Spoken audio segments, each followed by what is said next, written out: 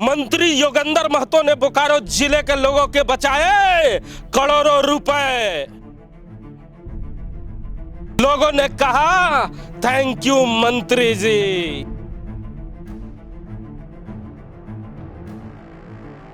हेमंत सरकार के किसी मंत्री ने जो ना कर पाया वो मंत्री योगेंद्र प्रसाद महतो ने करके दिखाया।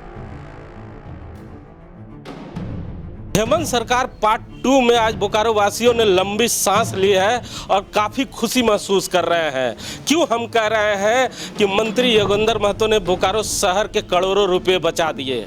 झारखंड सरकार बनने के बाद कई कंप्लेन इस तरह इन्हीं दुकानों से ग्राहक हमें भेजा करते थे और कहा करते थे कि हिमांशु भाई, जब भी हम यहाँ शराब खरीदने के लिए पहुँचते हैं तो हमसे ओवर रेटिंग लिया जाता है, कहीं कोई बोर्ड नहीं होता है। लेकिन हेमंत सरकार पार्ट 2 आने के बाद जैसे ही योगेंद्र महतो मंत्री बनते हैं और वो एक्शन में आते हैं और उन्होंने तमाम दुकानदारों को हिदायत दी कि अगर ओवर रेटिंग लिया जाएगा तो उसके नतीजे भोगने के लिए दुकानदार तैयार रहें।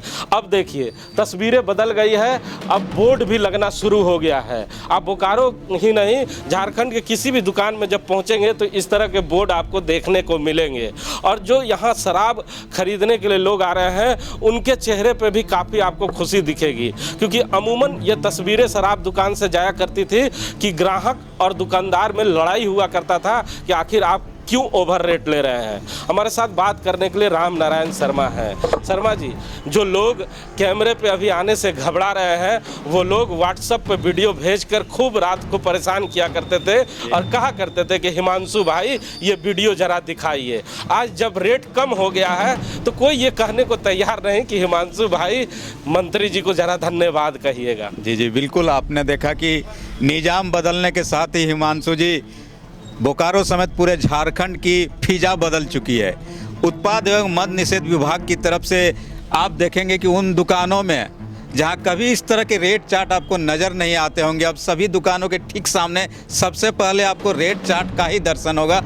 और ये जो वर्तमान में उत्पाद एवं मद निषेध विभाग के मंत्री योगेंद्र प्रसाद महतो है, उन्होंने अपने पहले ही काम के शुरुआत में ही ये काम करके दिखाया जो आज तक झारखंड में किसी भी उत्पाद एवं मद निषेध मंत्री ने नहीं करके दिखाया था। और इसीलिए आप ये कह सकते हैं कि जैसा आपने कहा कि बोकारो के करोड़ों रुपये और बोकारो में ही रहेंगे और बोकारो के विकास में ये रुपये लगेंगे। हिमांशु जी, नहीं, जरा हमारे दर्शकों को बचाए कि आखिर योगेंद्र महतो ने करोड़ों रुपये बोकारो वासियों के कैसे बचा दिया है। जी बिल्कुल, आप देखिएगा कि ये जो उत्पाद एवं मद निषेध विभाग की तरफ से कच्चे और पक्के जो वाइन्स होते हैं, शराब होते हैं, उसकी बिक्री में बोकारो जिले से प्रत्येक महीने 20 करोड़ रुपए के लगभग की शराबों की बिक्री होती है हिमांशु जी। और इस 20 करोड़ रुपए में जो ओवर रेट होता था उस ओवर रेट की कीमत 4 से 5% तक लिए जाते थे। अमूमन ये बताया जाता है कि 4 से 5% लिए जाते थे, तो 20 करोड़ के अब 4 से 5% जोड़ लीजिए तो पूरे 1 करोड़ रुपये की राशि आती है। और ये 1 करोड़ रुपये प्रत्येक महीने बचेंगे हिमांशु जी।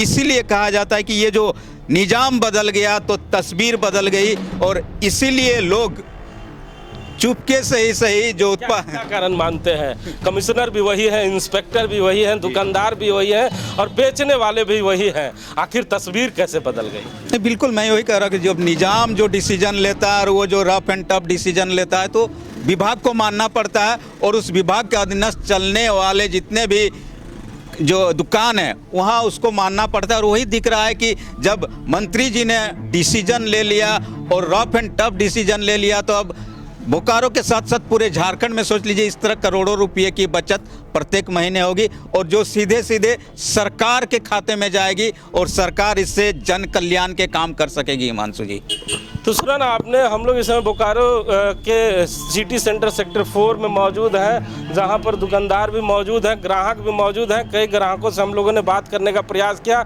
उन्होंने कहा हिमांशु भाई कैमरे पे ना लाए, पत्नी नाराज हो जाएगी। लेकिन पहले से काफ़ी सुकून महसूस कर रहे हैं। अब जब दारू खरीदने आते हैं तो हमें ओवर रेट का सामना नहीं करना पड़ता है, प्रिंट रेट से हमें शराब मिल रही है।